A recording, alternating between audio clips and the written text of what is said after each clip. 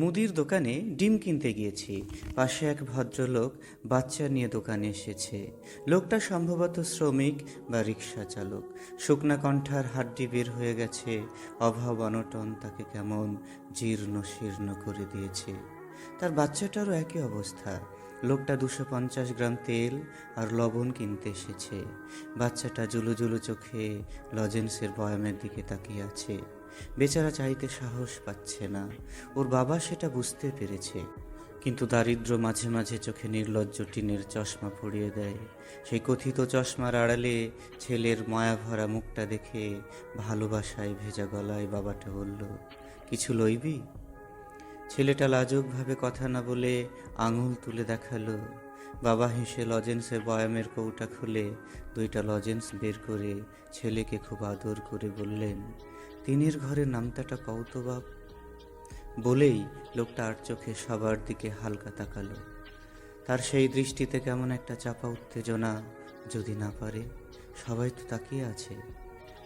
ডিমের পুটুলি হাতে আমিও তাকিয়ে আছি ছেলেটার দিকে। দোকানদারও সরু চোখে তাকিয়ে আছে।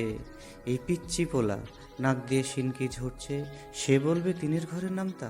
এই কঙ্কাল সার ছেলে তিনে তিনে কত হয় সেটাই তো জানে না। ছেলের হাতে লজেন্স, সে লজেন্স 2টাই হাত ও হাত করছে। বাবার দিকে এক দৃষ্টিতে তাকিয়ে আছে।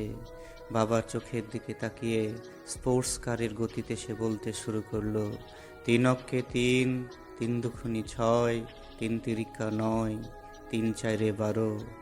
কেমন টেনে টেনে গানের তালে মাথা নেড়ে নেড়ে সে বলে যাচ্ছে। বাবার চোখে যেন নামতার পাতাটা সেঁটে আছে। ও শুধু দেখে দেখে পড়ে যাচ্ছে। নামতা শেষ হলো 30 কি 40 সেকেন্ডের মধ্যে। শেষ করে সে একটা লজেন্স মুখে পুরল। মুখ ঝলমল করে বাবাকে বলল, আব্বু, চাইরের ঘরের নামতাটাও পারি, কমু? সেই জীর্ণ লোকটা হয়তো প্রতিদিন ঠিক মতো পয়সা পায় না।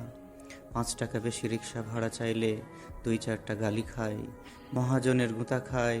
সে গাল ভাঙা কুঁজো হয়ে যাওয়া লোকটা প্রতিদিনই হেরে যায় সমাজের কাছে, সংসারের কাছে, পিতৃত্বের কাছে। আজ সে হারেনি। আজ তার অনেক বেশি আনন্দ। সবার সামনে ছেলে তার মুখ উজ্জ্বল করেছে। এবার সে আর চোখে না, পূর্ণ দৃষ্টিতে আমাদের সবার দিকে তাকালো। তার চোখে গর্ভের অশ্রু, আনন্দ অশ্রু। যে লোক শুধু পরাজিতই হয়, আমাদের চোখে আসলে সে পরাজিত না। সে আসলে অনেক বড় যোদ্ধা, আমাদের চেয়ে অনেক সাহসী। আমরা তো যুদ্ধের আগে নানান পরিকল্পনা করি, কাকে নিচে নামিয়ে কাকে মারিয়ে আমরা উপরে উঠব, তাই নিয়ে কত ফন্দি ফিকির। কিন্তু এই লোকগুলো কাউকে মারিয়ে উপরে উঠতে চায় না। নিশ্চিত পরাজয় জেনেও প্রাণপণ যুদ্ধ করে যায়। যে সিঁড়ি বেয়ে আমরা তত্ত্বরই উপরে উঠে যাই, অথচ তাদের কাঁধের উপরেই সেই সিঁড়িগুলো চাপানো থাকে। লোকটা আজ সাহস পেয়েছে। তিনের ঘরের নামতাটা শুধু নামতা নয়, একটা সাহস, একজন বাবার শক্ত একটা কাঁধ, একটা অবলম্বন। তিনের ঘরের নামতাটে দরিদ্র লোকটার স্বপ্ন পূরণের উপখ্যান। লোকটা তার ছেলেকে কোলে তুলে ফেললো। সে কেঁদেই ফেলেছে। এই সময় হুট করে দোকানে ডিপ ফ্রিজ খুলে একটা ললি আইসক্রিম দিয়ে পিচ্চির হাতে দিয়ে বলল, সাবাস বেটা, জজ ব্যারিস্টার হইয়া দেখায়া দিস সবাইরে।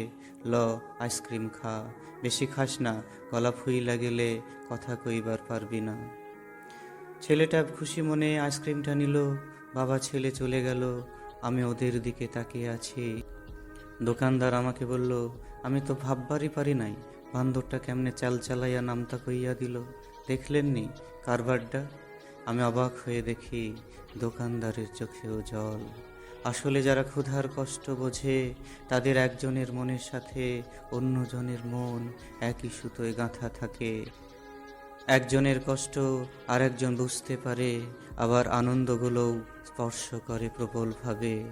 আর আমরা কোটি টাকার স্বপ্নে বিভোর হয়ে আর প্রতিযোগিতার উন্নাসিকতায় ভুলে যাই আমরা আসলে কি। আমি ডিম হাতে একাকায় হাঁটছি আর বলছি, 3 অক্ষে 3, 3 দুগুণে 6। আমাকেও সংক্রামিত করেছে তাদের জয়ের আনন্দ।